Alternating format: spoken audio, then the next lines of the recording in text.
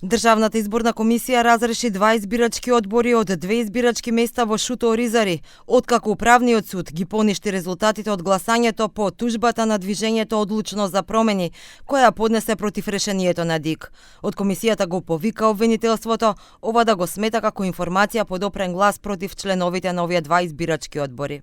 Ова може обвинителството да го смета слободно како информација по допрен глас, така да и без некое посебно наше известување може да се заинтересира. Ние ќе ја доставиме целокупната документација, евентуално доколку има основи, на кој начин, случајно, намерно, од кого, кога се направени ваквите пропусти, дали има простор за евентуална одговорност и постапување. Кондарко кажа дека со ова испраќаат порака дека нема да се толерира никакво незаконско работење на избирачките одбори.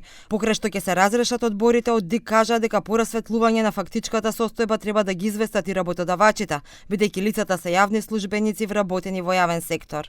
За наведените избирачки места до Државната изборна комисија е доставен записник број 16 во оригинал. Како таков, тој записник има третман на доверлив материјал, истиот има својство на јавна исправа. Така да, ако некој, согласно одлуките на Управен суд, се дрзнал во јавна исправа да внесе податоци кои што не одговараат на реалната фактичка состојба, укажувам дека тоа е кривично дело.